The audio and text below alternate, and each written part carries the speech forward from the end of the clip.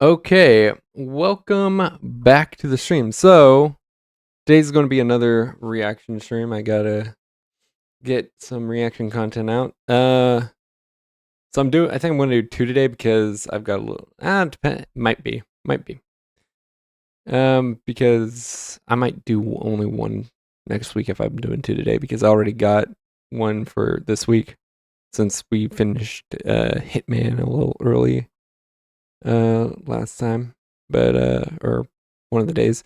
But with that being said, today we have the Fat Electrician through the Fat Files. The real reason Sriracha disappeared. Yeah, Sriracha hasn't really been on. I haven't really seen much about Sriracha recently. Like that's the thing. Like you come across it, see it everywhere. You don't really see it right now. So and I'm sure he's going to do a phenomenal job explaining why we're not seeing it right now. So, without further ado, let's get on with the video. Muted myself. Keybinds. Anyways, let's continue. I'm slowly coming to accept the fact there's absolutely nothing I can do without falling into a rabbit hole. I quit eating hot sauce like 10 years ago, went and bought a bottle of my old favorite hot sauce, and it tastes different. And now I'm reading appeals from the Second Appellate Court District of California. What? Today we're talking about sriracha. Okay, like 10 years ago, it used to be my favorite hot sauce, and then one day there was some huge shortage of sriracha. Nobody could get it. There was like a drought or a lawsuit or something, and the only place you could find it was on eBay for like $300 a bottle. It was insane. So What? like a normal person, I switched to a different product and haven't really looked back since. And then 3 days ago, I got a wild hair up my ass for whatever reason that I wanted some sriracha. The drought or whatever was causing it to be messed up 10 years ago is probably over, and I could probably just go to the store and buy a bottle of sriracha. So Right. that's what I did. Yeah. So I go, I find it on the shelf. I find what I know to be sriracha, you know, the green little cap with the squeezy bottle with the chicken on it, and then right next to it is like 5 other bottles of hot sauce that are all claiming to also be sriracha. But I am Yeah. telling you right Because now, that motherfucker. he's going to explain. I already looked into it a little because like Sriracha didn't really, or well, Hui Fung Foods, something like that, didn't really protect the Sriracha brand strictly. So yeah, that's the problem. Now Sriracha I get because like that could just be the generic name for the type of sauce, right? But like the rooster and all that, I don't even think that was protected. That motherfucker back there is not real. Okay, that's weird. Usually, like knockoffs, you're allowed to knock off a product, but you have to Right. call it something different. You can't just be like, I'm going to make a knockoff of Coca-Cola and call it Coca-Cola. You're going to get sued. Well, now that's the thing though, because in my understanding is Coke even brought Pepsi to court over whether or not the cola name was copyrighted, where it's like because or trademarked. Because yes, you can't call another product Coca-Cola, but at the end of the day, Coca-Cola is a cola. It's not the cola, if that makes sense. You know, it's not the brand. Like cola isn't necessarily the brand. So that's why, like, for example, you know, Pepsi is allowed to call itself a cola because it is a type of cola. You know, it's a cola drink, just like a Sprite's or whatever Pepsi's version is right now are lemon lime sodas and so on and so forth. So like if Sriracha is like the generic name, then yeah, any company is allowed to call it Sriracha. But if Sriracha is specifically the brand name, which maybe at the time it was, and now it's more generic of the type of sauce, and therefore possibly uncopyright or untrademarkable. I don't know. Yeah, I don't know the complexities. Obviously, like for example, Sriracha was a brand name 50 years ago or whatever, whenever it was first produced, but nowadays it's more generic, and I don't know how trademarks would work in that case because it's now a generic name and all that. But let's continue on. He's probably going to explain a little more. Why is the term sriracha not trademarked? But you know what? Doesn't matter because I know what the real sriracha is. So I grab a bottle of cock sauce. I go, I check out. Home. Hold up. Because what's the editor note? The real sriracha is. So I grab a bottle of cock sauce. What the f***? YouTube reviewer note: a term for a chicken. P.S. Proof in the post credits. go, I take Okay. it out, I take it home, I eat the sriracha. This is not sriracha. I don't know what it is. Doesn't taste the same. Okay, it's been 10 years. Could my taste buds have changed? No, I'm fat. An elephant never forgets. I know what sriracha is, and that shit's not Now, of course, this also has to do with adjusting the recipe and all, but yeah. sriracha. Okay, something's gone horribly wrong, and I need to figure out what it is. My initial thought Like, the initial thought is, oh, just straight up copied it, but yeah, it's also possible that the recipe changed. Like, I'm pretty sure a McDonald's burger today doesn't taste like a McDonald's burger 70 years ago. At least with all the added extra preservatives and all that, in my opinion. So yeah, it's totally possible that sriracha has changed their flavor. Don't know why you'd do that, but sure. was okay. Over the course If of it the last works, 10 years, that is. some investment firm, some venture capitalist group bought out sriracha, added a bunch of preservatives, changed the recipe, Right. made it worse so they could improve profit margins and make a bunch of money. And That's ruin what a you'd perfectly good think. product. Per usual. That's Probably what not, but happened. that's Then what I you'd look into think. it. I was wrong. It's way worse. Let's just get to the ad. I'm upset. Okay. Skipping over the ad because there's really not much to add to it. So yeah, Delete me, okay? So I'm just gonna skip over the ad. Companies to trigger all the automatically and delete requests. Because, yeah. Living inside of Vietnam at the top. Our story begins in 1974. Hold on. A discount code down below. Let's get back to the video. All right, we're just gonna take it at the top. Our story begins in 1975. The communists take over Vietnam. Living inside of Vietnam. Well, South at this point Vietnam, in yeah. time, is a 30-year-old man of Chinese descent by the name of David Tran. And as far as I can All tell, right. David Tran is just a normal dude that has a hobby of making hot sauce in his free time. Okay, ethnically, he's Chinese, but he was born in Vietnam. He spent his entire life in Vietnam. Right. He's Vietnamese by all accounts, okay? But Yeah, like, yeah, that's the thing. Like, if you're born in a country, you are culturally, at least, that country. Or at least that's the idea. And that's how it, and that makes sense because that's how a nation protects its cultural identity. But the communist government, over the course of the next couple of years, starts adopting anti-Chinese policies, and eventually he is forced to Yeah. flee his home country of Vietnam and board a ship with 3,000 other Vietnamese people of Chinese descent, and that ship's name is the Hoi Fong. Now, the Hoi Fong is supposed to be taking all these people to Hong Kong so they can be refugees, but Hong Kong at this point in time is being run by the British, and the British are like, no, we're not fucking taking you. So they're Right. stuck out on this ship for over a month. Okay, yeah, I didn't know that the British wouldn't take them. I'd figure the U.S. would probably try to coerce them into taking them, like, you know, like, because like North Korean refugees are very easily accepted into South Korea, and I think the U.S. relatively speaking, due to the, you know, the whole like, you know, oh, anti-communism and all the trusts and stuff. I mean, I'd imagine Koreans would go through a background check to make sure they're not like some covert spies or something, in case the North Koreans decide to start trying that. But yeah, other than that, I'd expect it to be relatively easy for a North Korean refugee to be accepted in the U.S. because the U.S. just likes to drain North Korea of its resources, so to speak, which humans are in a communist society, so... knowing where they're going to go. And finally, America steps in and is like, it's fine, bring them here, we'll take everybody in as refugees. So now David Tran, at 33 years old, finds himself in California, doesn't speak English well, if at all. He's here through absolutely no fault of his own, and he's got to figure out how to make a living, and the All only right. thing he's got is hot sauce. He doesn't need to speak English, he doesn't need to have technical skills, because everybody appreciates a good hot sauce. If you All can right. make it and sell it, that's going to be how he makes his living. So that's what he does. He starts making his hot sauce, and he's Now, literally to me, hot sauce is like kind of like iffy, because not because it's hot. I like spicy food and all that. But like I don't know, like to me hot sauce, like the flavor just really isn't there. You know? Like, you know, like salsas I like, hot foods I like, but like hot sauce, it's like, I don't know, it's just not there for me.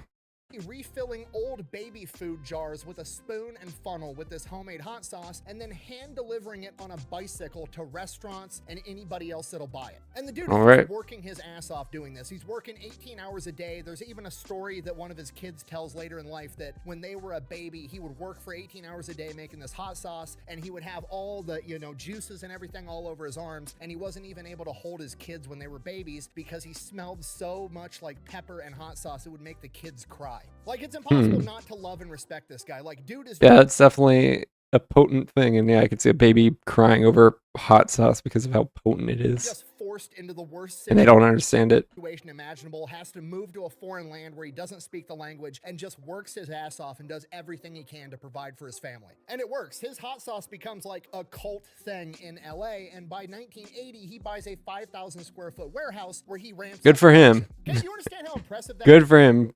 Grinding, making the money, and then buying land to make more money.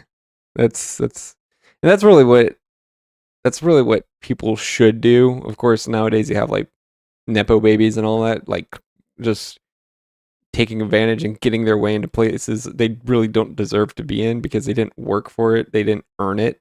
But yeah, like this guy, for example, great guy, came to America, worked, and through hard work, determination, all that, was able to upgrade to a larger facility, probably take some of the workload off of him, as he's now able to afford employees to aid in the production and delivery of the sauce. And he could focus more on the executive stuff now. That is, like, I'm going to say it a little bit slower. He moved to California, doesn't even speak English in 1978, and by 1980, 2 years later, he buys a 5,000 square foot warehouse. Oh yeah, in LA, 19. Yeah, which is that's really quick. renowned for having cheap real estate. Very cheap. Browsing for homes in LA in 2026. I'm sure it wasn't. I'm sure it wasn't that bad back then. 1,000 square foot house being 830 grand. Of course, inflation, but I'm sure it wasn't that bad back then. I'm sure back then it would be the equivalent of, a cool $100,000. Okay, this dude is a complete badass. Okay, so he gets his Also, that's the difference between commercial and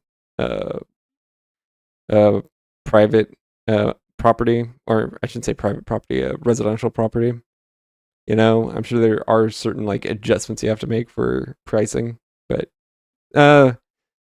general gist idea of the situation, up and running. Once he does that, he adds a couple of new flavors, and one of them is going to be based off of a Thai-style hot sauce known as sriracha. Sriracha was the town that this style of hot sauce was originally invented in, so he Right. just calls it sriracha. He slaps a chicken on the bottle because that's his Sri- zodiac sign, and then puts a bunch Racha. of Chinese shit all Hold on, over a chicken on the bottle what is that? because that's his zodiac Note, he was born in the year of the rooster.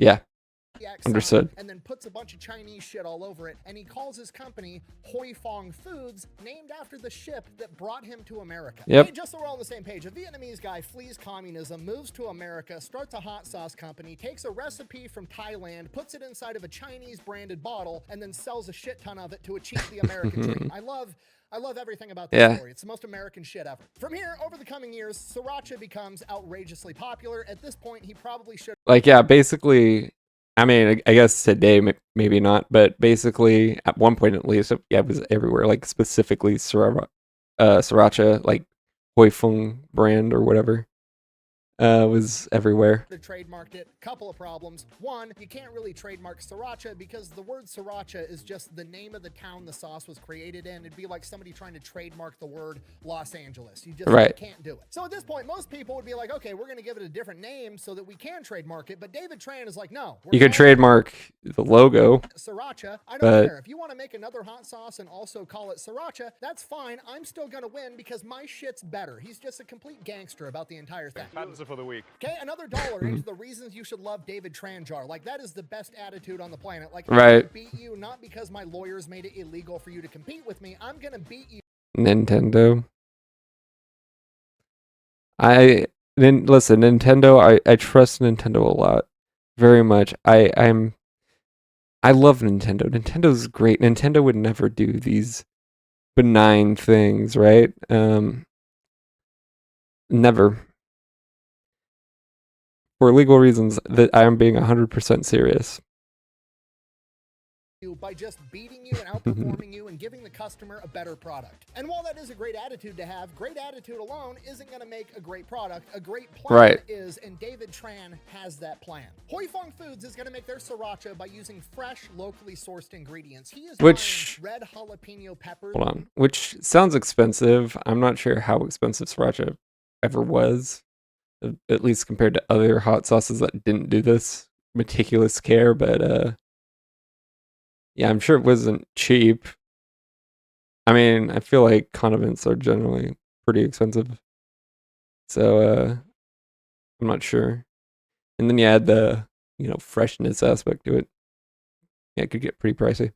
From local farmers, having them picked in the field, taken straight to his factory, and turned into hot sauce the exact same day. Is that cost effective? Absolutely not. He could probably make way more money, have way better margins if he was buying a bunch of shit from overseas that was dehydrated, thrown into a barrel, and shipped across the ocean. Right. That's not what he wants to do. He wants to have it fresh, and he wants to support the American economy. He literally says he locally sources everything that he puts into his hot sauce as his way of giving back to America for bringing him into this country as a refugee. Okay, See, that's the immigration we need. People who appreciate the fact that they got a chance at achieving something they would have never otherwise achieved, Instead of coming here and abusing the system.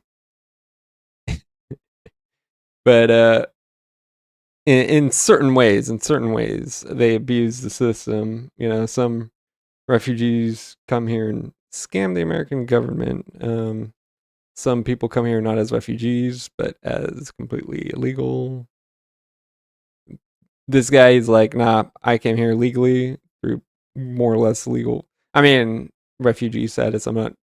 You're not meant to be a permanent citizen when you're a refugee, but whatever. But I came here through legal means. I'm contributing back to the economy I am now a part of and all that. So yeah, that is, the kind of people we need coming into this country. Possible not to love this guy. Comes to America, works his ass off, does not compromise on morals whatsoever. Like, I'm going to do the right thing. I'm going to create a superior product. I'm going to support my people, and I'm going to fucking win. And that's exactly what he does.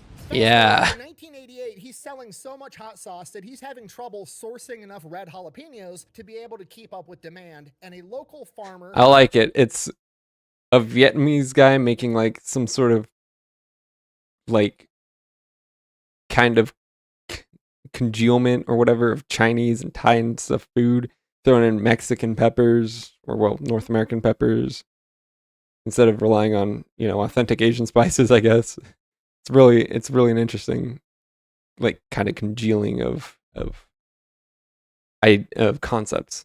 Craig Underwood, the owner of Underwood Ranch, hears about his issue and writes him a letter, not an email, not a text message, doesn't give him a call, writes him a letter that literally just says, and what is this, the early 90s? An email maybe, but could have been possible, but certainly not a text message. Quote, "Do you want me to grow you some peppers?" To which David Tran is like, hell yeah, grow me some peppers. I need a lot more peppers. So Underwood Ranches starts planting these red jalapeno peppers. And because the ranch is so close to his factory, they're actually able to pick the peppers, put them directly onto a semi-truck, drive them straight to the factory, and within 6 hours, they are turned into hot sauce. And this Ooh, is what that makes is- sriracha so good. They're That is really quick. using the freshest Really ingredients efficient. possible, not a bunch of dehydrated shit that they can buy from anybody. So sriracha explodes in popularity even more. Okay, and it's worth noting, he's not even trying to market sriracha. The product markets itself. Yeah. Sriracha has never spent a single penny on advertising or anything else. It's just like, you try it, you like it, Which you buy is also good because it saves on margins. It prevents people from, it prevents executives from being concerned with the bottom line and eating into profits and raising prices to not eat into profits and things like that. So word of mouth marketing is definitely a very important issue, since it can save a lot of money in actual marketing.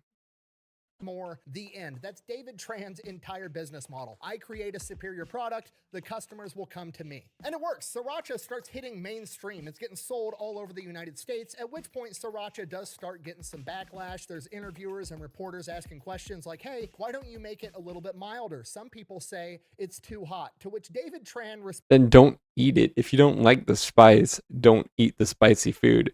If you don't like lemons, don't drink lemonade. You know, like it's simple as that. responded, and I quote, then use less. Hot sauce is supposed to be hot. Duh. Yeah, it's like, okay, so put 1 dab on there, not 5. Fuck, don't miss. Now, the relationship between Underwood Ranch and Hoi Fong Foods goes on in a conventional sense for like the first 10 years. Basically, Underwood Ranch grows some red jalapeno peppers. They sell them by the pound to Hoi Fong Foods. That's how Right. it's normally supposed to go. And by the end of that 10-year period, Underwood Ranch is supplying 95% of all the red jalapenos to Hoi Fong Foods. And Hoi Fong Foods is accounting for approximately 25.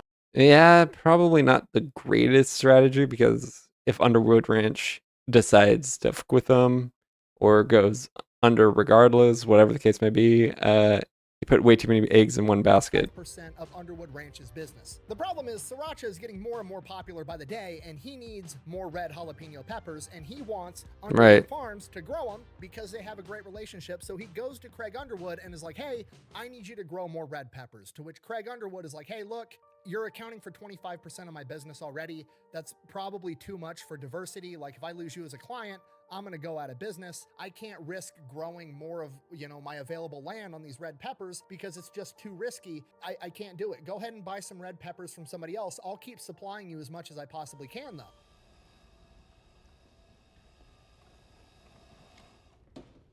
How about no? But David Tran doesn't take no for an answer. He's like, no, you grow the best red jalapeno peppers. I need you to do it. You're the best at it. Here's the deal. Rather than you Yeah. putting the Yeah, you see, Underwood is being rational here. They're like, we need to diversify because we can't just rely on one person. The problem with him is David Tran is like looking at it like, I don't care about diversification. So if something happens with you and I can't get my red peppers, that's going to fuck over my business too. Not his, obviously, not the ranch, but Hoi Fong Foods is going to hurt from that. So yeah, diversification would definitely be in both men's best interest because it allows Underwood to stay diversified as well as introduces more diversification into Hoi Fong Foods. risk of having to grow these peppers and then me buying them by the pound, I will pay you up front for every acre of these peppers that you plant, meaning that David Tran is now footing the risk of if there's a drought or, a famine or there's a bad... This is not going to go over well. Also, famine, that's a very particular word.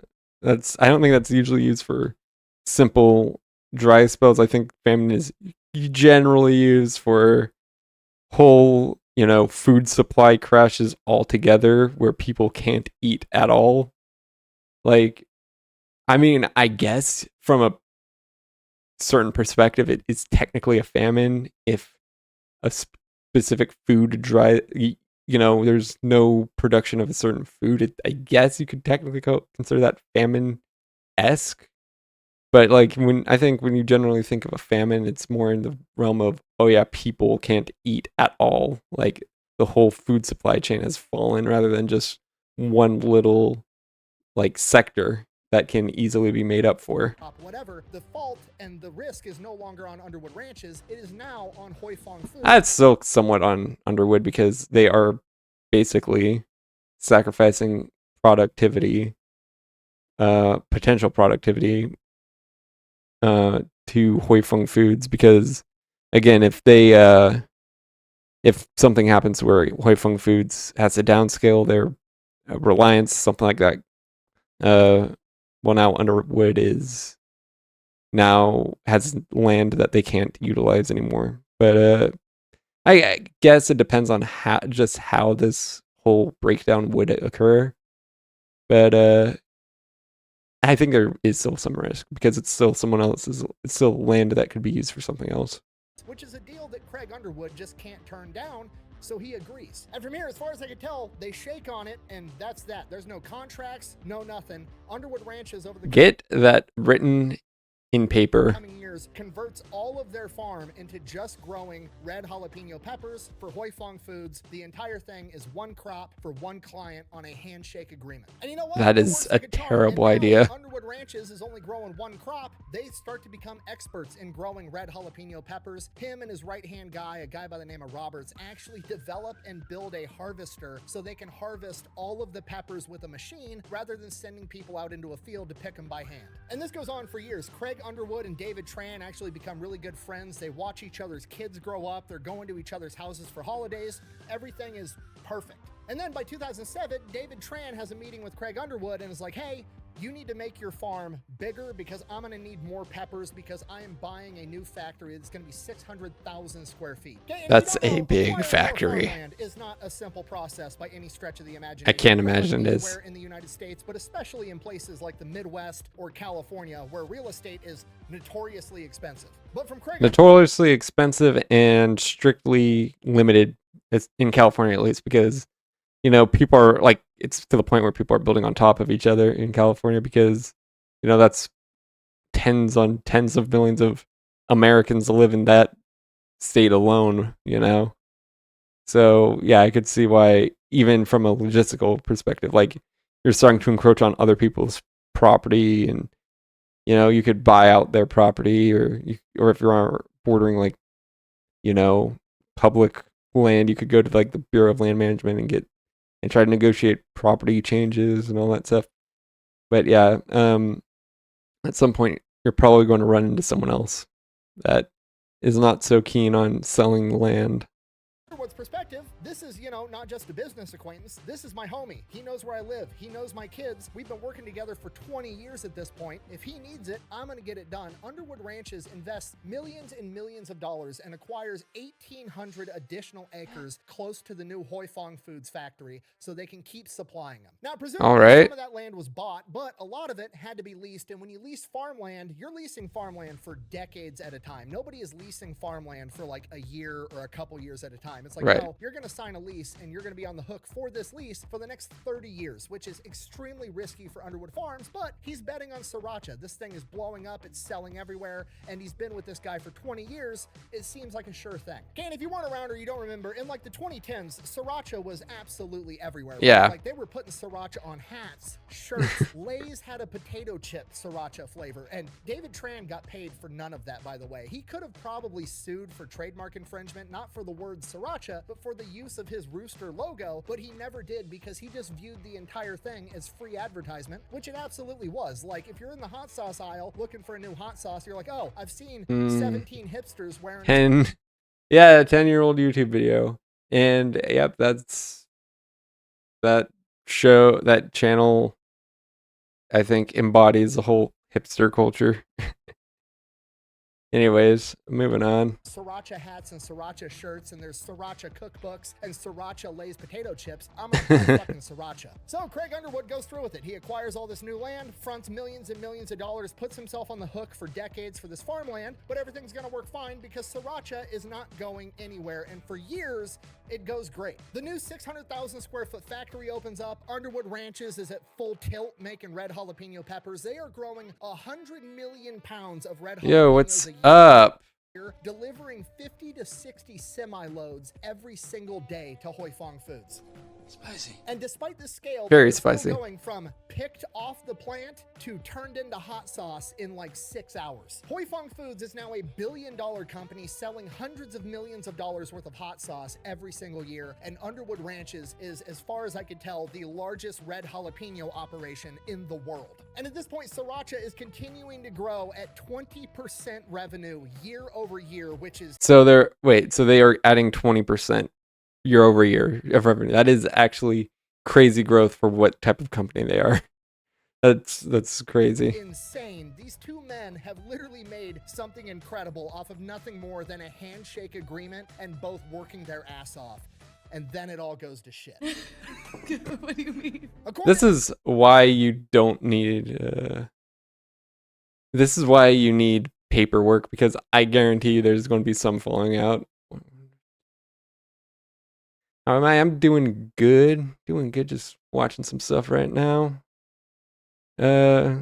To Anyways, the court continuing documents, in on. approximately 2014, David Tran wanted to give his sister-in-law, who was working for the company, a big raise, but he felt that his wife and son, who sat on the board, wouldn't approve it. So David Tran came up with an idea that he was going to make a new company and just give the company to the sister-in-law as a way to get her to make more money. And that new company was going to be called Chili Co. And Chili Co.'s entire job was going to be acquiring red jalapeno peppers and ingredients for Hoi Fong Foods, and that was going to be that. Interesting. He was going to pay his sister more money. Okay, I'm going to say that again, but slower, so we're on the same page. David Tran has just elected to hire somebody who presumably is not qualified to take over the operation of acquiring red jalapeno peppers, which is not even a job that needs to exist because he has one guy that gets him all the peppers that he needs. Yeah, true. Handshake agreement. Now, again, handshake agreement, terrible agreement. But I cannot emphasize enough how terrible of an idea that is. But because obviously there's a paper portrayal. But yeah, you don't need this separate corporate entity to do it. You don't need any other person to do it. You're already friends with the guy supplying you.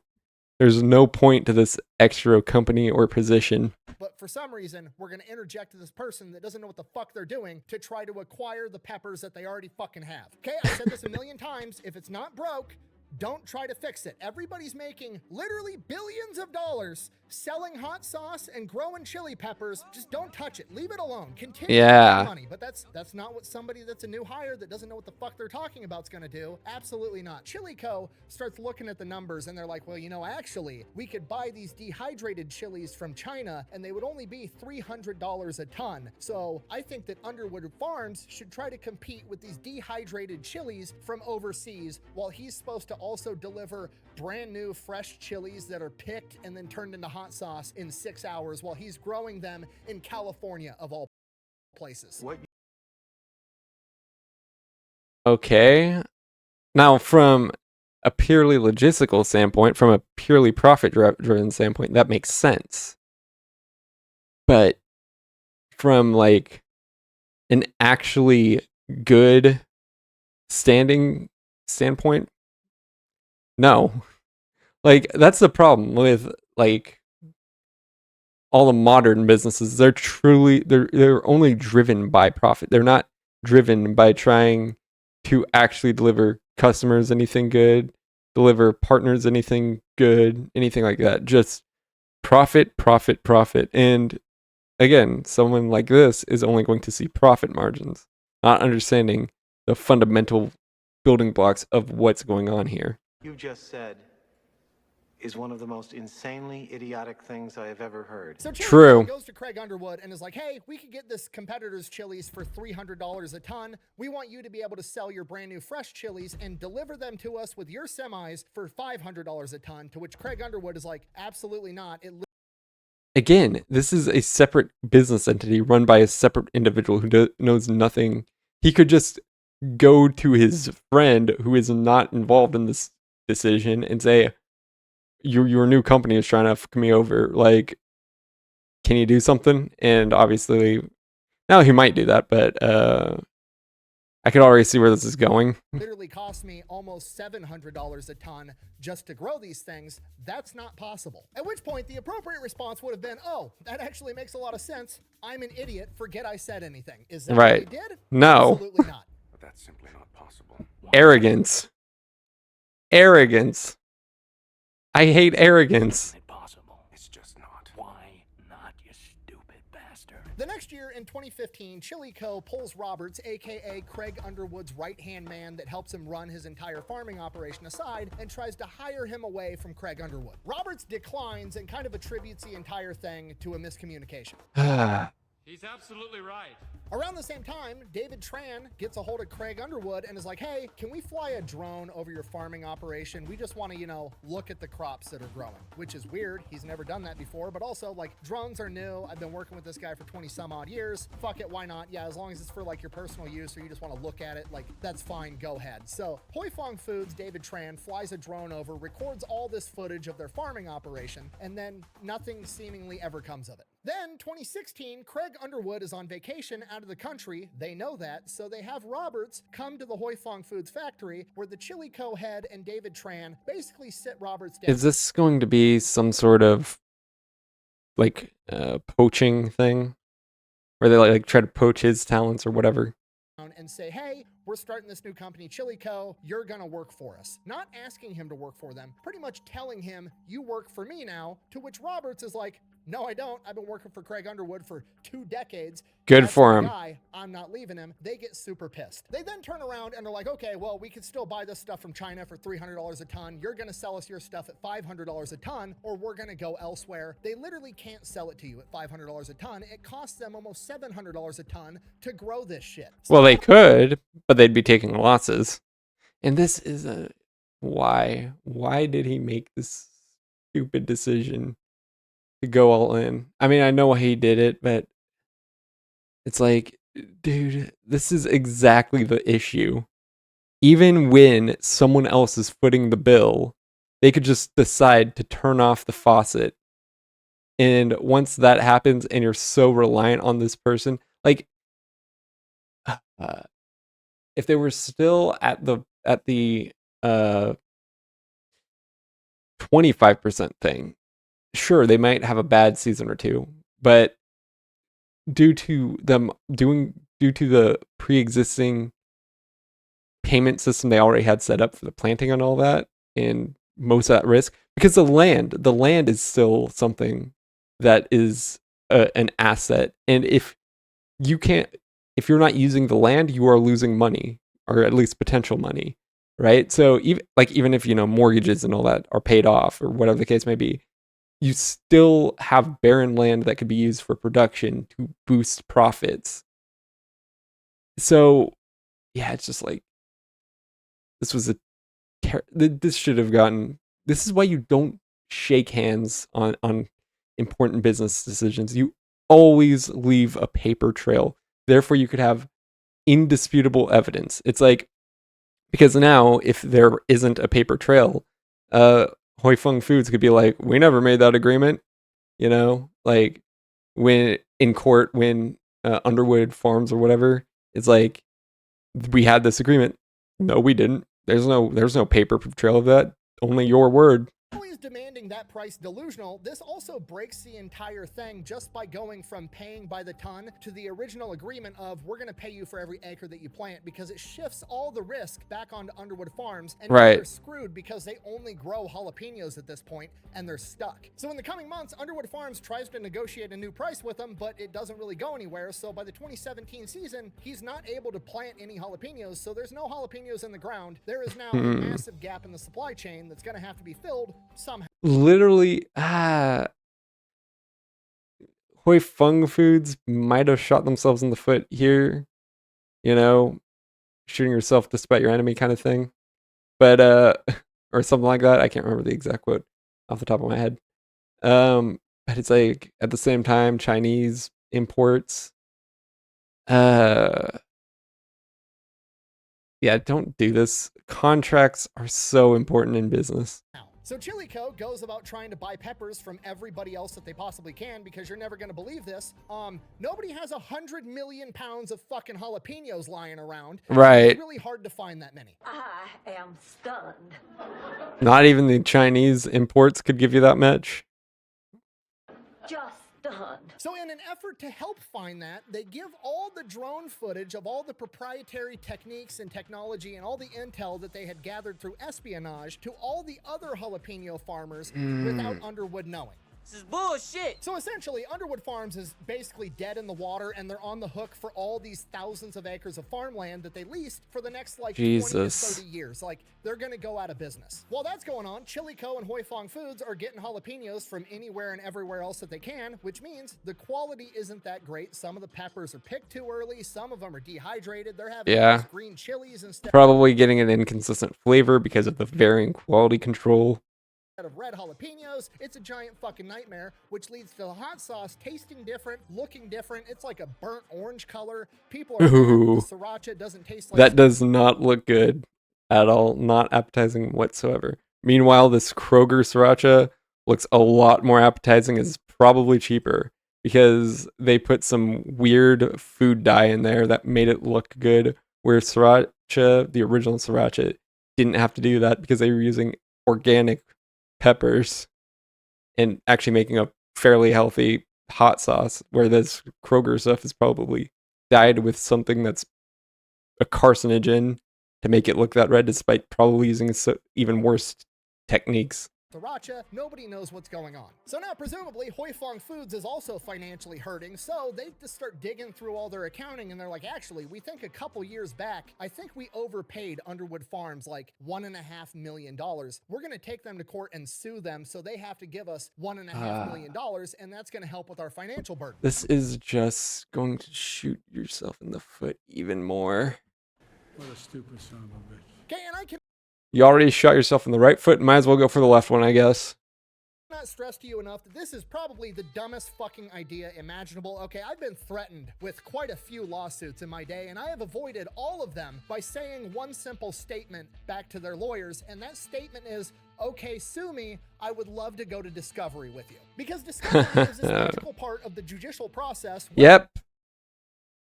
The discovery process is a formal pretrial stage in civil lawsuits where parties gather evidence, documents, and witness testimony from each other. It prevents trial by ambush by ensuring both sides know the facts and witness accounts beforehand, aiding in case strategy and settlement.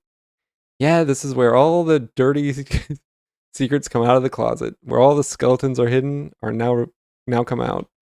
Both parties have to come to the table with all of their evidence, and you can subpoena and get all of Literally, the only good thing about this for Hoi Fong Foods is that they could deny the verbal agreement, because verbal agreements, while still to my understanding, again, not a lawyer, but to my understanding, still legally binding, are infinitely harder to prove than written agreements. Therefore, easier to get away with not abiding by them, because you could just say, that's what he said, I didn't say it, which to the court, for all they know, that's true.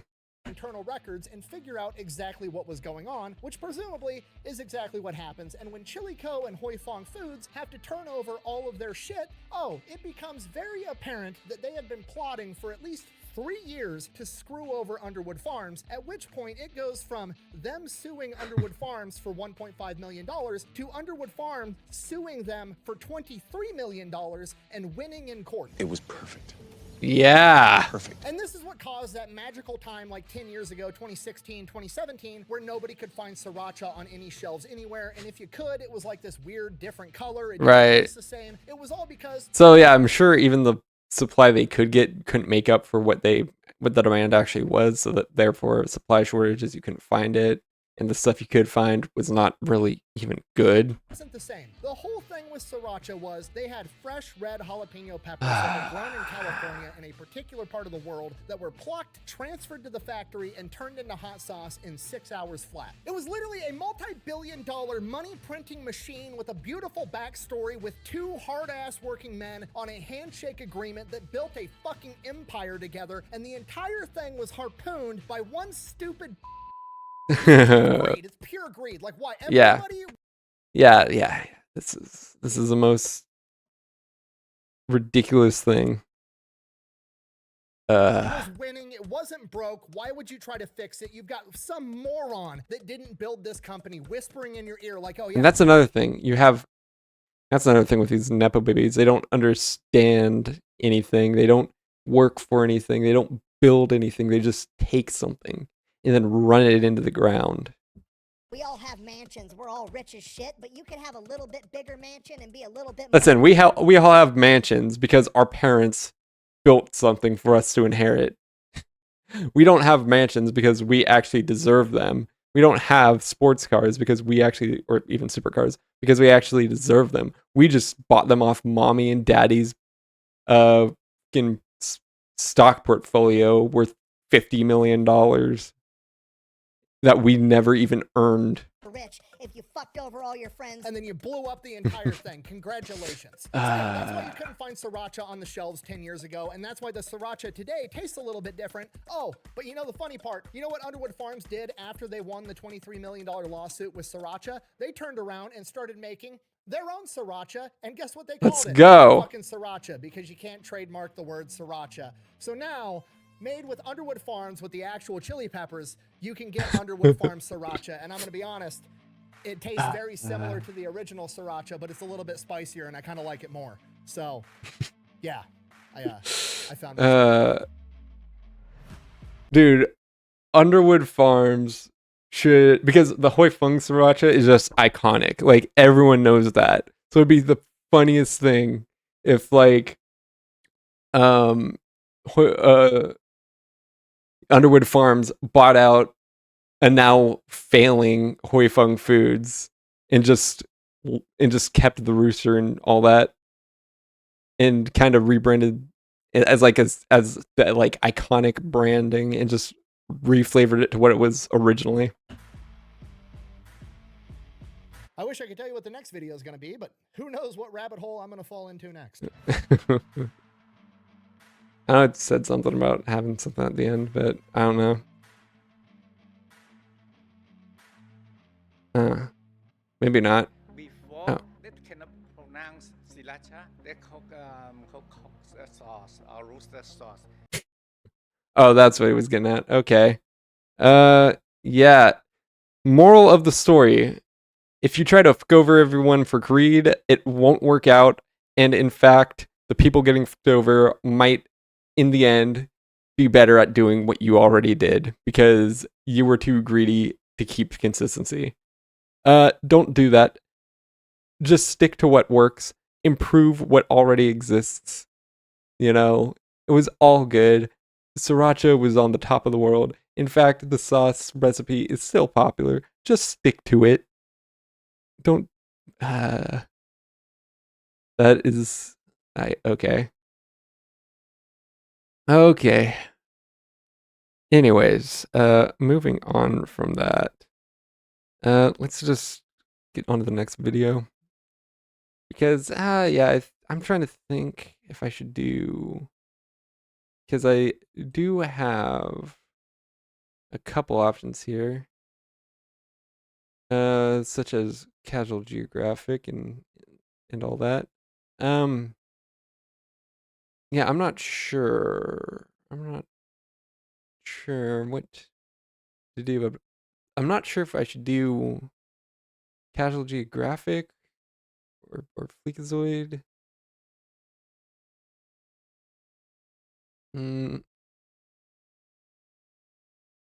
Let's see. Yeah,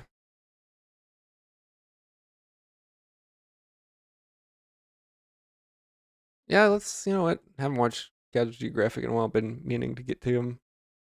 Let's go for it, I guess.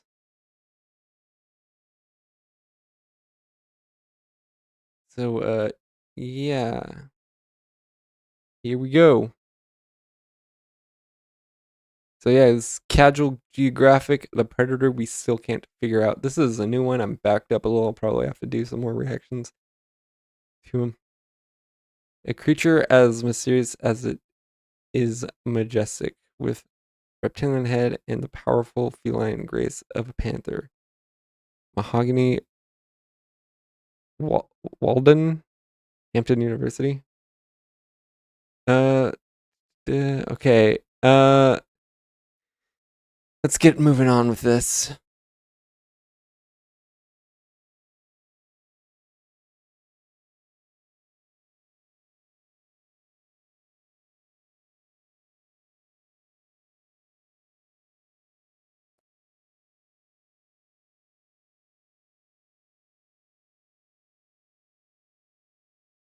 Okay, leopard seal. I mean, you see seals in general a lot, but yeah, a leopard seal. Yeah, leopard seals don't even live in an area that would warrant that kind of thing going on, you know? So, wait. Hold on. Okay, so yeah, yeah.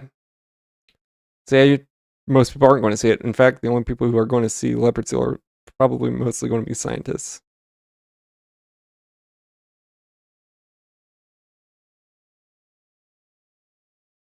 What's that? Jump scares don't really get me. But what was that, like, clip from?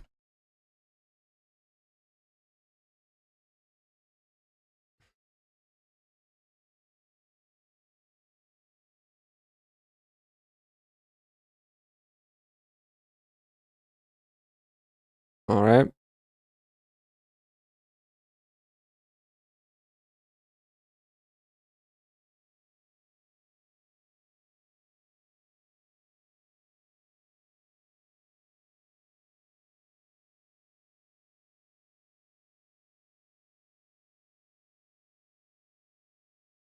All right.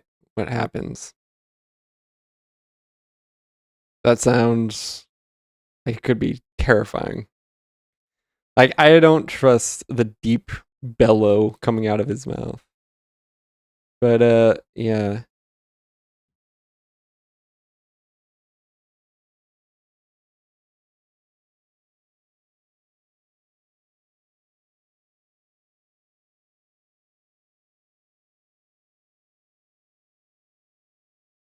All right.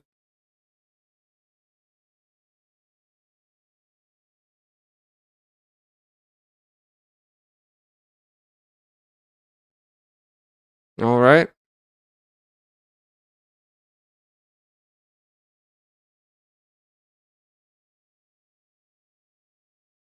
What the? I love that. Funny fact, leopard seals, or fun fact, I say funny. Fun fact, leopard seals have been found with platypus in their stomachs. Okay. When you find a leopard seal from Antarctica on a beach in South Australia. I mean, that's not really saying much.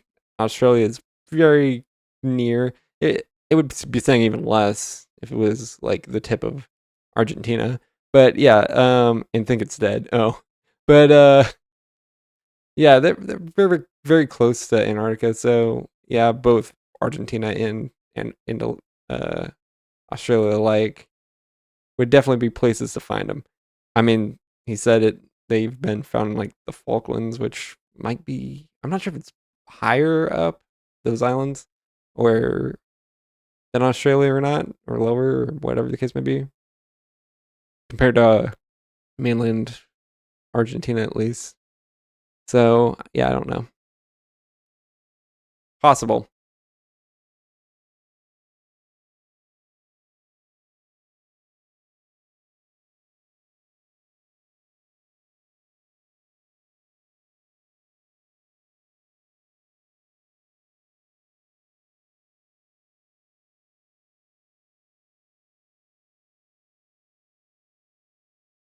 All right.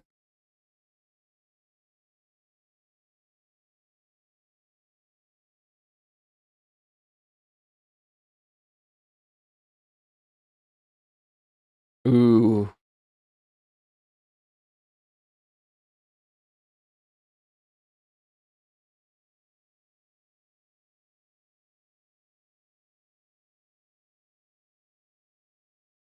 Hmm. Right.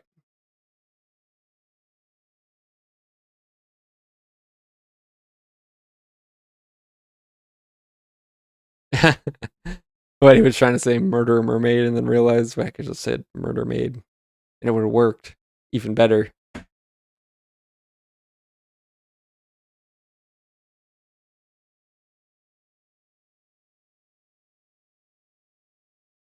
Yeah. Now, in the case of the boat, or just going up to humans, again, curiosity is a possibility. Now, attacking humans, basically, I'm not sure if it's curiosity at that point. Which, I mean, fair enough. We're not meant to be in their environment, so. But yeah, you can only blame them so much in that case. Hmm. Interesting. Interesting that a non-baleen animal, especially that big, would have a way to still filter krill or eat krill in general. I mean, I guess like for baleen whales, it had to start somewhere, I guess, and possibly something similar happened where the teeth slowly evolved into I don't know. I don't know what Baylene's made out of. Anyways. Right. Hold on. What did that say? You're really just going to watch this? I mean, that goes back to, I think, what was it, David Attenborough or someone was like when they were filming a documentary and like a lion was just sitting there eating like, or chasing and eating like a baby like gazelle or something. I don't know.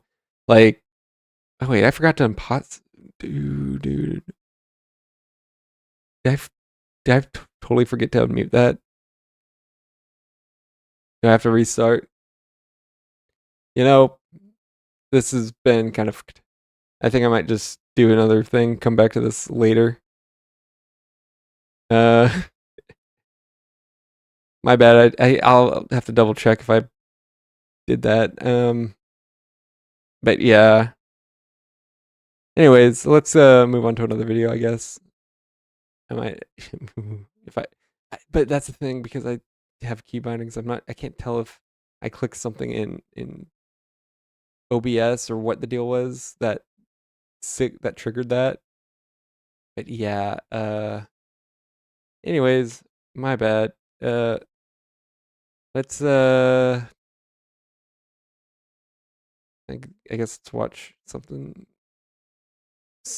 more, a little definitely shorter, because yeah, I think I'll give some leeway on that. Wait a little bit, but yeah, you know what? Change of direction. Last minute change of direction. I hope I didn't forget anything else up. Because yeah, I don't know where, or if I can't remember if I even unmuted. But anyways, let's move on. Let's change course here. We'll do Freakazoid.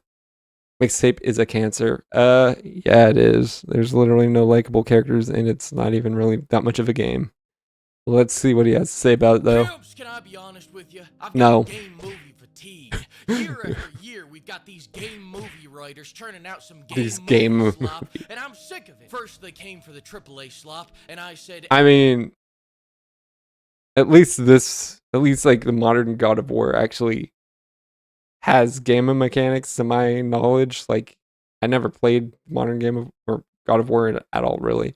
But my understanding is that you at least can actually play this and, you know, have a fail state and all that. But yeah, that's the problem. Every movie or every game is becoming more like a movie. It's getting more cinematic, more cutscenes, longer cutscenes. Like 60% of the game is cutscenes and basically a movie. And it's like, that's not a game. That's just an interactive movie at that point, or well, at some point. I'm not sure if you consider God of War anything like that. But anyways, let's continue. Everything. Like, really, you could not shut me up if you tried. Then they came for our childhood, and I started a war. I'm about to tear Mixtape apart in a few minutes. I don't care what they say. Again, at least those are still, you know, games. There's still, you know, game mechanics to it. There's no game mechanics.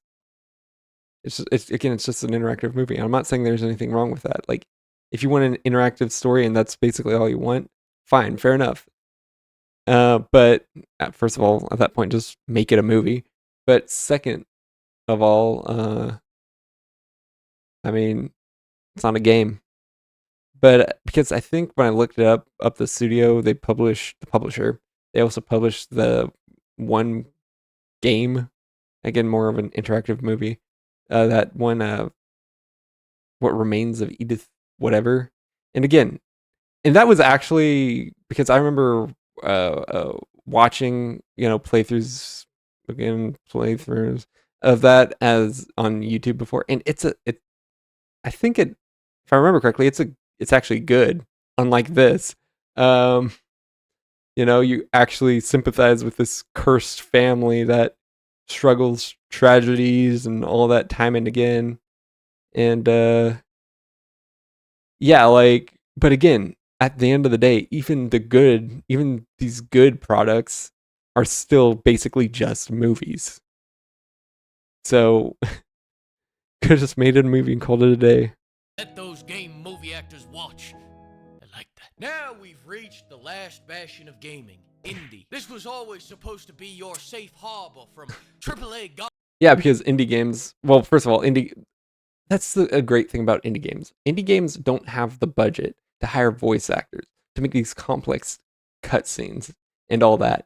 So you actually, so these indie creators are actually, forced or compelled, or depending on your perspective and the developer's perspective as well, they're compelled to prioritize gameplay. I think that's why indie games are killing it right now, more or less, while AAA studios are more often than not failing because it's just these 40-minute cutscenes with 10-minute gameplay in between that isn't really that much of gameplay other than like maybe shooting some things or something like that. And meanwhile, like Lethal Company doesn't really have cutscenes. Repo doesn't really have cutscenes. All the other big indie release, Peak, no cutscenes. The one about the game digging a hole, no cutscenes. That's actually impressive because a lot of these are multiplayer games, a lot of these big ones, but the game about digging a hole is a single player game that still blew up regardless. So that one was certainly impressive. Super Battle Golf, no cutscenes. It's all prioritizing gameplay. And like I said, there's nothing wrong with a story-based game. I like story-based games like Halo, the original Call of Duty run. All these games were good. They were genuinely good. They had cutscenes. They had gameplay. They did a nice mix of them. But that's the thing. There were like maybe 10-minute cutscenes at most. There weren't these 40-minute walk-alongs. They were actually good as games. They stood on them alone as games. You could skip all the cutscenes and you'd still have a perfectly great reaction or great session because you didn't need the cutscenes. The cutscenes were like, nice seasoning. You salt and pepper up the game around the gameplay. You give some extra lore into the gameplay. They weren't meant to be the game. And I think that's what we're missing nowadays. And that's why indie is really blowing up right now. But anyways, let's let him talk a little more because we're already 30 minutes in and I already went on a rant on how bad the modern gaming is and why indie games are killing it, and the fact that this studio calls themselves indie is honestly an insult to actual indie creators. For years, people have said, well, if you don't like AAA games, just go play indie. Well, what are you going to do when they just brute force their way in here, too? Now you don't have... Now, and that's the thing, like, I've been kind of hobby developing video games. I want to release one. But the problem is I usually fall into some... I'm not sure if it's much of a problem. Like, I don't think I personally fall into like some sort of scope creep thing or anything like that. But a lot of my ideas are single player based and actually have the scope of a story driven experience. And one or two of the ideas I have that aren't so involve multiplayer. So I've had challenges with that and like kind of teetered on them. I'm trying to stick to one now though, and just brute force something together, but not saying brute force in like a bad way, but like I'm just trying to force things that don't work together, but I'm trying to make sure I see an idea through. To wonder anymore. This game movie bullshit. Now they want you to applaud their billion-dollar indie game like they did something special. But hey, maybe I'm just being jaded. Let's take a look at a special moment from the game. Come on, let's give it a shot, guys. Thank you. Thank you for not showing that. I did not want to see that for the millionth time. I swear, I feel like a child watching this because I feel like I want to look away like I'm, a child that's never seen anything adult in my life. But it's like, no, this in this case, it is genuinely fucking disgusting. You're not seeing two people just simply kiss. Even a French kiss or whatever, where you do the whole tongue stuff. No, they just straight up show just jaws and tongue, and you have to control it. It is way worse. Like, like if it was as simple as, oh yeah, we're going to like stick our tongues out, put our lips together, and keep all that stuff inside the mouth. Okay, whatever. But no, we're not even going to show, any flesh. It's just going to be jaws and tongue, and it's like, okay, I don't want to see that, but sure, that's, and we're going to make it a gameplay feature that you have to sit through for at least, 20 seconds before the skip. And I love it. It's like, finally, like, it's not finally, it doesn't say that, but it's like, skip this finally or something like that. And it's like, I feel like the developers at some level understood that this was fucking gross and no one wanted to see this, but still included it anyways because their ego, or it was like some sort of cognitive dissonance where they inherently knew it was disgusting, but like their morality or warped sense of reality thought that it was acceptable to put it in there. It's like, no, I don't want to see that. I can't show you. Let's see if throw me onto orbit. Did I read that? I like the boat footage. I really like the boat footage. The boat footage is really nice. No more shots for you. I gotta take as many shots as I give. My liver can't take it anymore. Which reminds me, have you ever seen a MILF shake? Well, you can't. MILF shake. Ooh. Gamer Subs is making glasses now. That's nice. And not sunglasses or anything like that. I mean, like, drinking glasses. Also, what was that censored thing? And hold up, what was that? Oh. Okay, I think I can kind of make out, because I think this was a thumbnail or something from this pink skin, all that. I think I've seen the thumbnail. I can't remember if I watched the video. Seen a MILF shake? Well, you can at the link below. This was the only safe for work product. Be sure to use code PIMP to get 10% off. Seriously, I don't know how many more of these game movies. That one he didn't even censor. Take. At this point, it's not like anyone even takes IGN Hold up. serious. Wait, what is this? Movies I can take. At this The IGN review for Mouse PI for Hire, they gave it a 6 out of 10. This is a subtle reference to the game's writing being very cheesy. Nom nom nom. What? At this point, it's not like anyone even takes Okay. IGN serious. Crazy Frog Arcade Race review. Yeah, I don't. Oh, it was 2006. Okay, this is when it was at least somewhat trusted, I think. Like, I want to think 20 years ago were at least some reviewers that were trustworthy, even though back then there were some seriously doubtful reviewers that clearly weren't gamers. So even then you have to take it with a grain of salt. Anymore, but they've got enough money to annoy me on a daily basis. Some random freelance writer slaps a 10 out of 10 on this. Now I gotta talk about it. So let's talk about it. Mixtape is a game that's supposed to be... Literally, the only reason I heard about Mixtape is because of the controversy between, gamers and the game reviewers. That's like, if it wasn't for, some of the streamers I know of playing this game, as well as the whole controversial aspect of this game, I would have never even heard about it. Well, I say controversial. The game itself, I don't think is really all that controversial. It's just bad. It doesn't have like I don't think it really makes any controversial political statements or anything like that.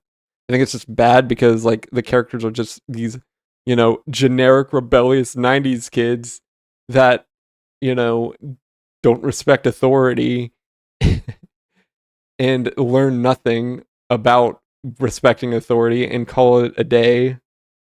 That's literally the most controversial aspect of the writing, which isn't really inherently political in and of itself. So there's like no real controversial political writing aspect. It's just the response to it existing is really what's a whole controversy. And fair enough, it's a bad game and you have people promoting it like it's a good one. That is the most like quick and dirty way I could describe it. But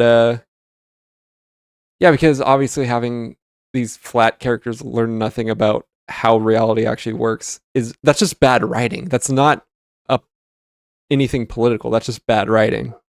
And I think that's basically what people have issue with, writing wise at least. You know, despite the fact that they've spent more on licensed music than most games ever make, because licensed music that apparently was perpetually licensed, which means the licensed music was way overpaid for. Something, you know, AAA studios don't do. Like, I'm not even sure if they could do them, like, logistically speaking, because of how much of the budget goes towards licensing things like music. You know, with such generous licensing fees in the industry, right? Free license Don't Fear the Reaper to use in Prey for $10K back in 2006. Nowadays, the same song would cost $150K. We tried to license songs for recent games in the past 2 to 4 years, and the prices are insane now, so we had to pass. Yeah, and this is 3D Realms found at. This alien abduction sequence from Prey is burned into my brain, and mainly because it's one of the best uses of licensed music in the format ever. Yeah. I read that backwards technically, but same idea.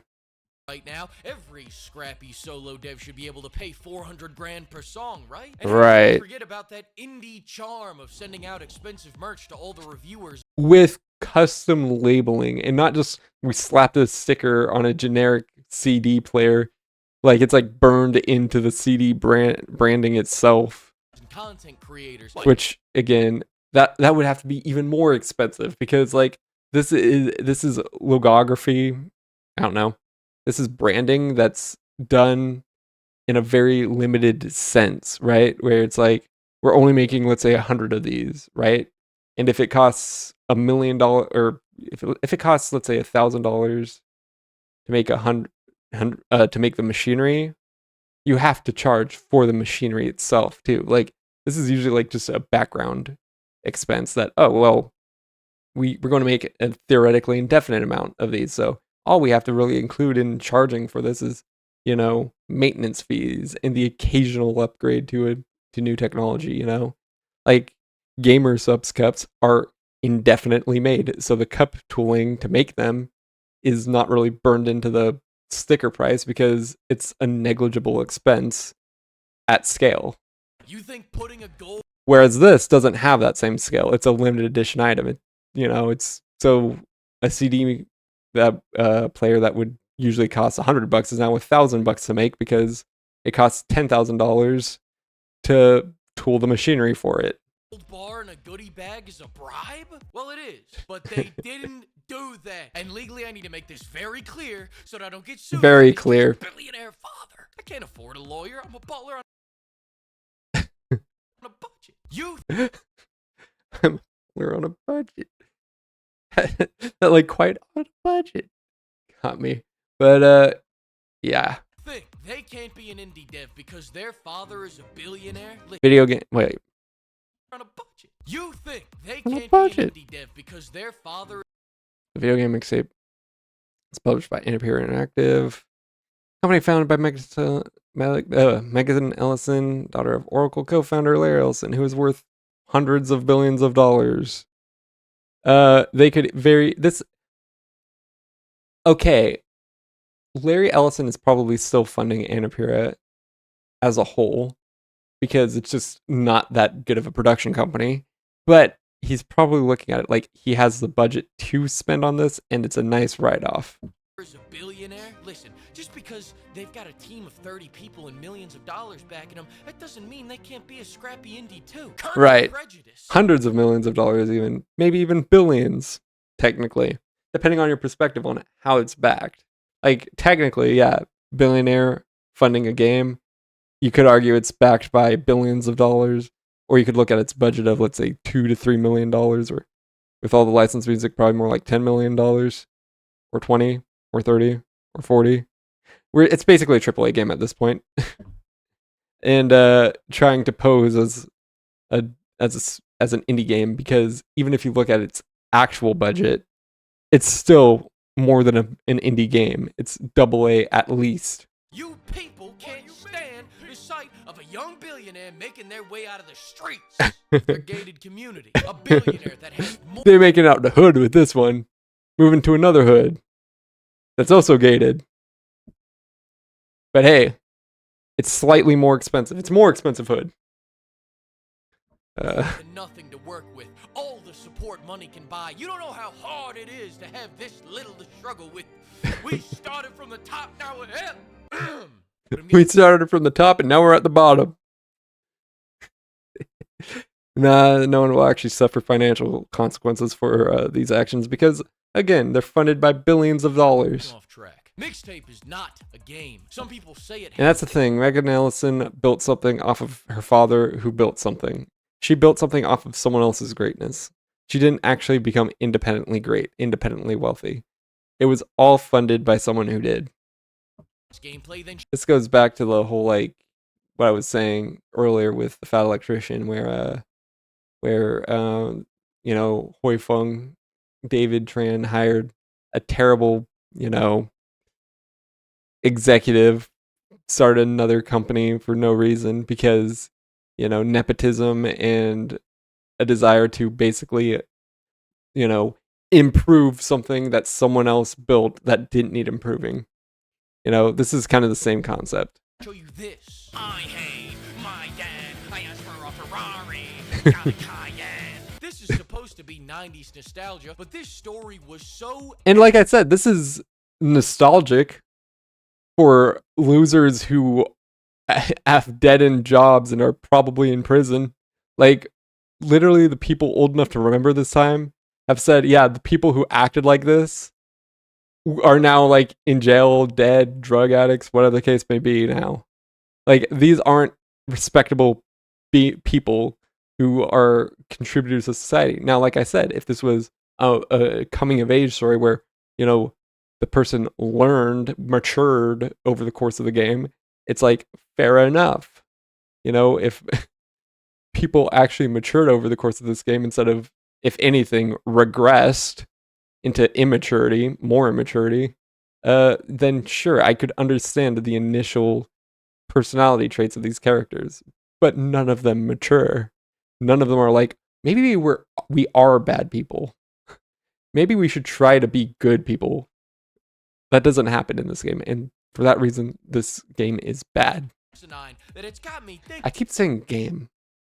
I mean movie. It's really a movie, basically, just with interactive elements to make it pose as a game because these people couldn't make it as movie producers. Maybe the past fucking sucked. Maybe we are living in the best times. That's how delusional this game makes me, and I'm tired of calling it a game. They keep cranking out these game movies that no one wants to watch, let alone play. These are failed Hollywood actors that devolve into game movie actors to pretend they. They're not even failed Hollywood actors because they're so bad Hollywood wouldn't even give them a chance on even a B-list movie. Matter. All these game movies. So therefore, they're thrown off to the side in the inferior gaming sphere.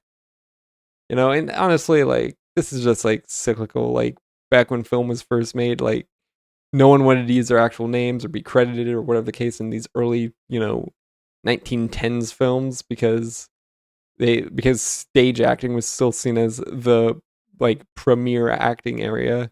So, like, film actors were just kind of looked down upon, and now I feel like it's obviously throughout the 50s, 60s, into the 70s, before even games existed, film was able to gain prestige. And now, then when games came on the scene, it was a rinse repeat, especially when it came to, like, narrative games with, you know, that needed actors coming onto the scene with, like, PS1, was that?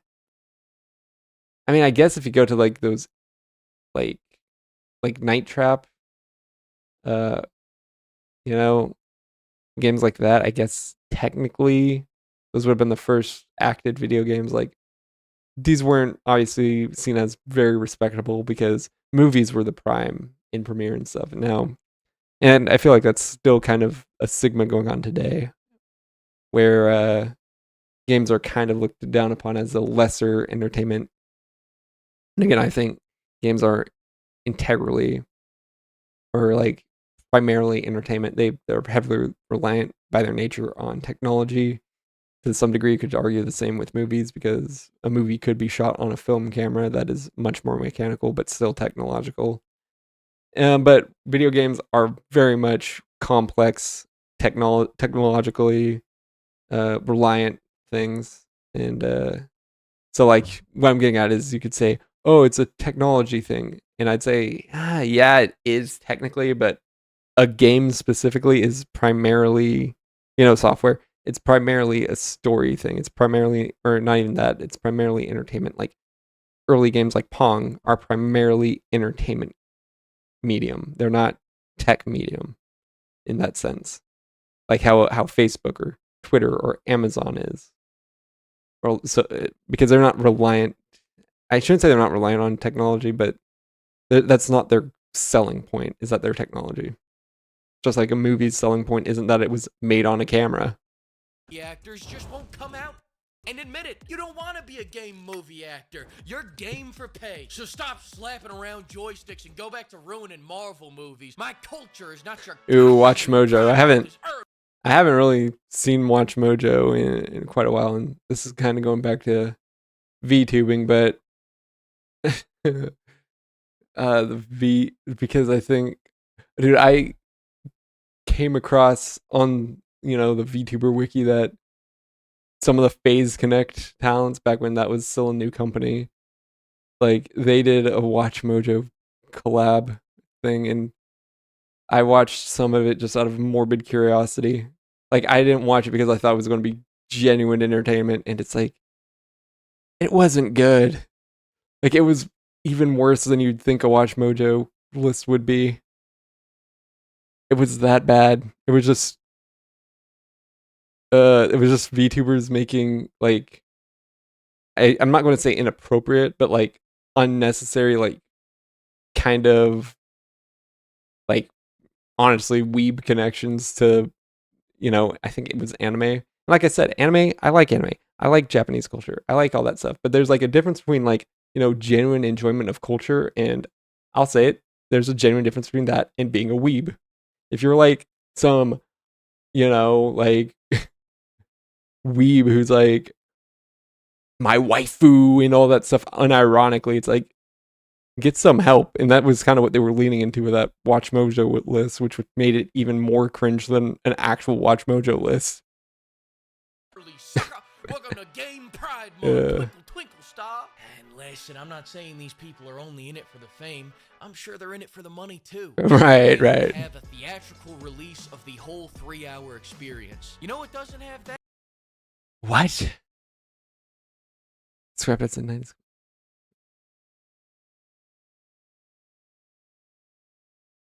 Are they going to like remove the game? What game elements there are for this theatrical release? What? I mean, a theatrical release isn't really as impressive as it was like 20 years ago. And I'm not saying this to diss it, but like, Markiplier's whole Iron Lung thing got a theatrical release. And that's not to diss him or anything like that. That's not to diss anyone. It's just, it's not prestigious in the sense that now that it's more accessible, like, to independent creators. Like, because 20 years ago, to get a theatrical release 30 whatever years ago, you had to be with an established production studio and have them as at least as a partner distributor. Where now it seems like you could just, depending on who you know, how to get into contact with people, you could, as an independent film, completely separate from like the big, what is it, 5 now since Disney bought 20th Century. You could do it completely independent of them, where like 20 years ago, 30 years ago, you couldn't. You had to be reliant on a serious distributor. So that being said, this really isn't as impressive as it might seem on the surface, because now it feels like a lot more, it just feels more accessible to get a theatrical release now. A video game. The only theatrical release happening this year is Street Fighter, and that's because Tammy has Lorac Vertiques. Mixtape Blue Guys. Wait, sorry. Mixtape blew it, guys. So instead, they want every indie game award. And the 2026 Game of the Year goes to Mixtape.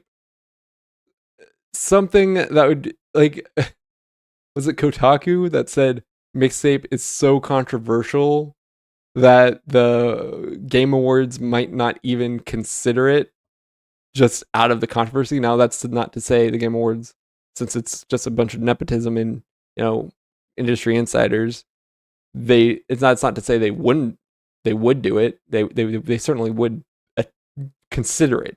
But it's like, it might be such a controversial listing on Game of the Year that they just decide quietly agree not to put it up there because it's really not worth it, and everyone knows it except the industry plants.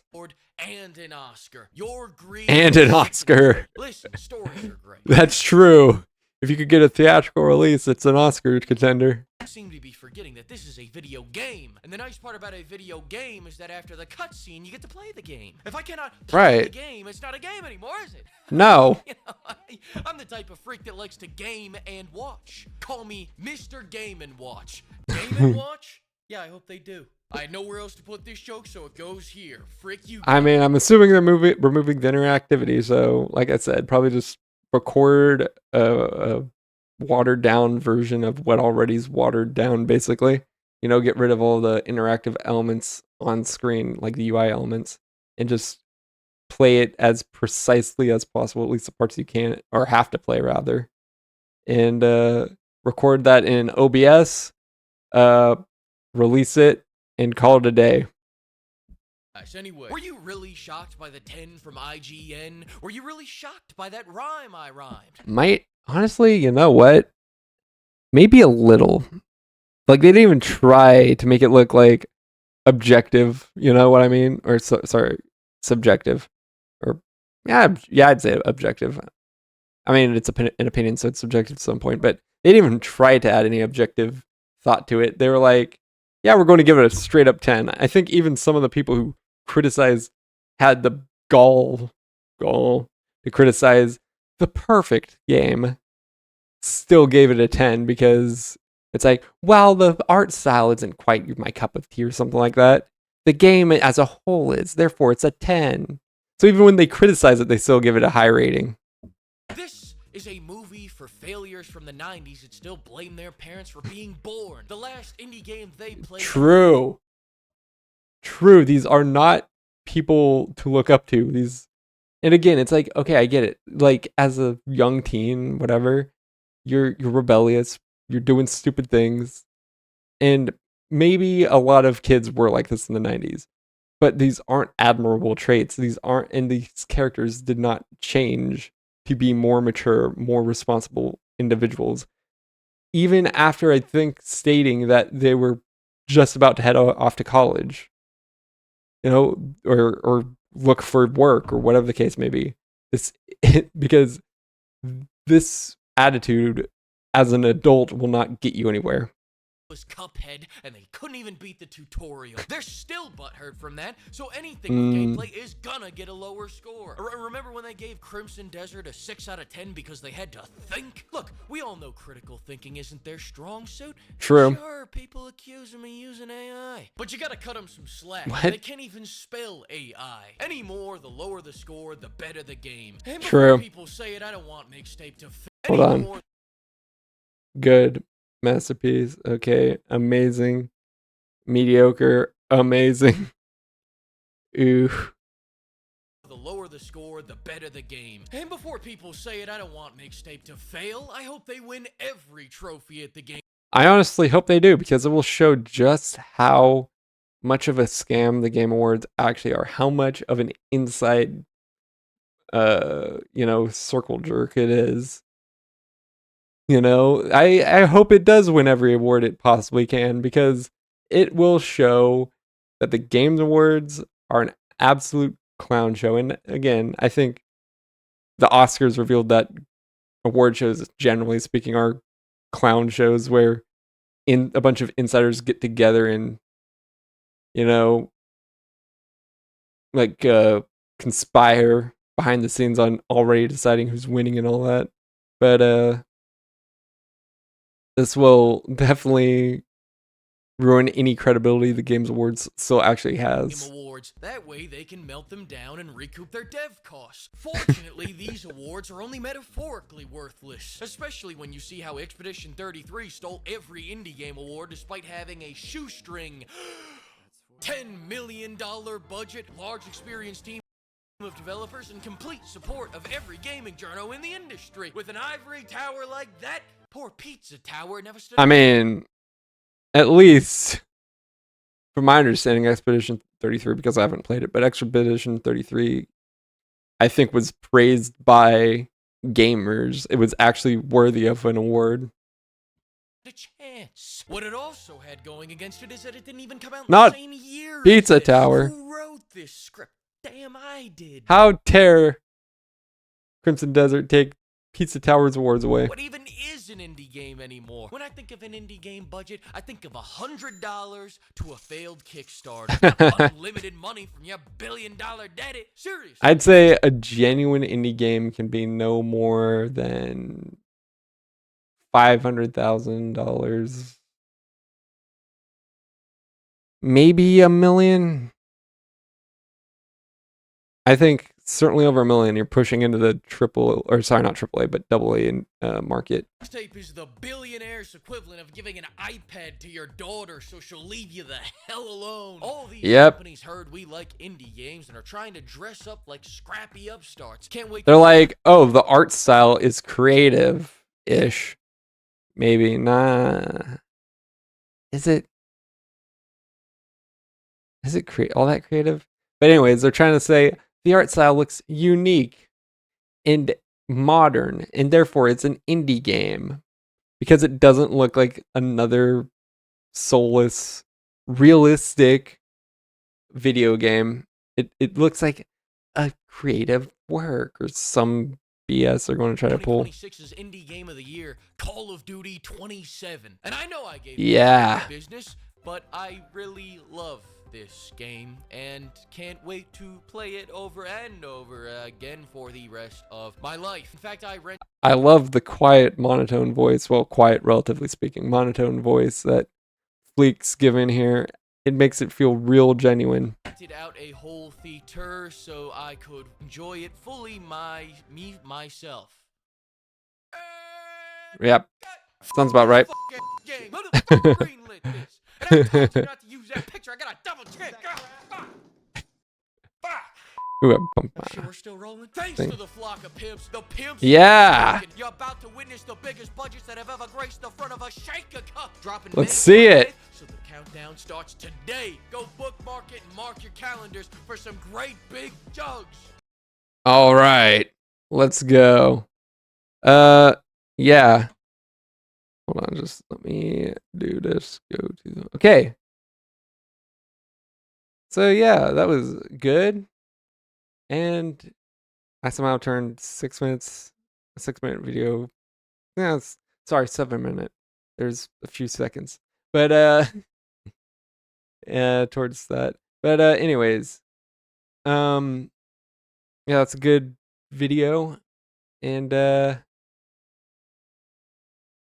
yeah, I think I somehow turned 7 minutes almost into what, 30? Something like that. I think I saw around the second part. But anyways, if you have not already, I'm gonna head out here. So with that being said, make sure to go check out all of my socials. You know, if you can't follow, if for whatever reason you can't follow here, like you don't have an account, a Twitch account, you're just like a casual viewer, go check out my Twitter. That would be the second best place because that's where I do generally do all the go live announcements. But yeah, if you can, please consider following here. Go check out all my other socials. I'm YouTube. I'm planning, I think I'm going to do some Hitman highlights on YouTube on the main gaming channel. This is obviously going to go on the reaction area. So yeah. With all that being said, don't forget to go follow me and check me out. And till next time, I will see you then. Goodbye.